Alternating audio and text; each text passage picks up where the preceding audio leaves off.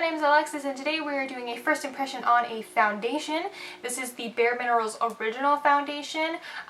We had the brand representative in our store. In case you don't know, I work at Sephora, and she was telling me about this and she sold me on it, so I was like, I'm gonna buy it and try it out. So I've had this for like a month and I still have not used it yet, so we're gonna use it now together.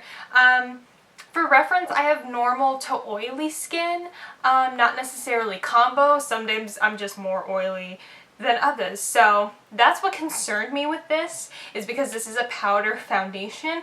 Although I asked her about that and she assured me that it kind of melts into the skin and that it would work for oily skin. So I was like, let me try it out. Let me see what this is about. So that's what we're gonna do. I have this in the shade medium beige.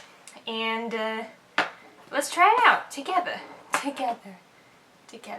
am going to prime. I'm going to prime both sides of my face because that's just how I do things here. And I'm going to use my Hourglass Veil Mineral Primer for that. Okay, so the little paper thing that comes inside of the foundation basically says that depending on what kind of brush you use, I didn't unfold this all the way. Depending on what kind of brush you use is how much coverage you're going to get out of it. So they have 3 different brushes. I did not get any of the BareMinerals brushes when I bought this. I was just going to use my own brush, which is what I'm going to do.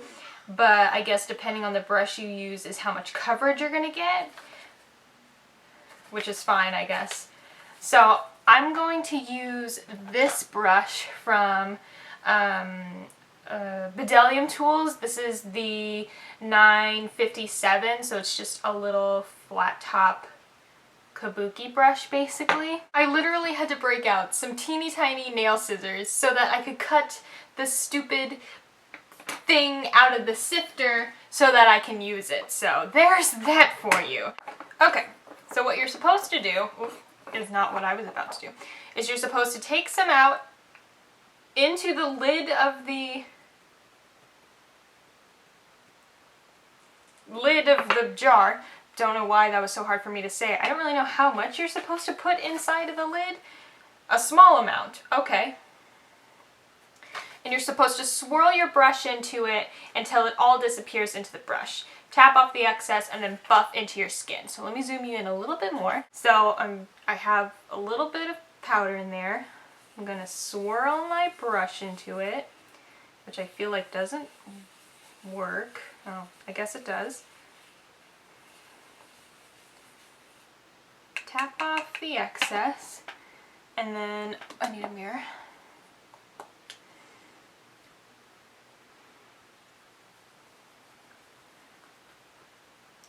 Swirl it into my skin. Okay. That did absolutely nothing, I feel like.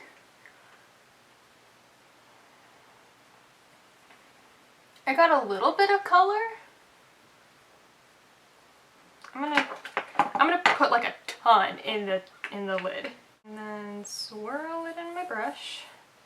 It doesn't really go in the brush though, it just kind of goes off to the sides of the lid. Okay.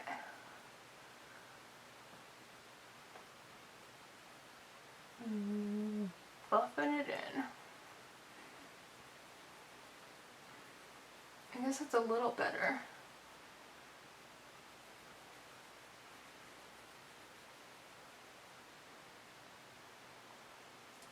Is it just the brush I'm using that's giving me like nothing? I mean, it's definitely doing something. I just expected so much more out of it, I guess. Let me do the other side and see if I'm just like psyching myself out because I only have it on one side of my face. Okay, now that I have it all on, I can see the whole picture. It looks a bit better. Definitely gonna have this like spot conceal though, but I'm actually pretty impressed, again, now that I have it all on. It looks like my skin, like it doesn't look like I have powder on my face.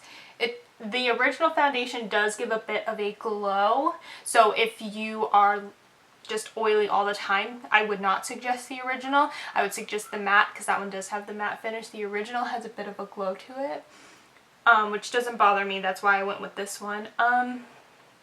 But but it looks like skin. It doesn't look like powder, which is what I was worried about, but I'm pretty impressed.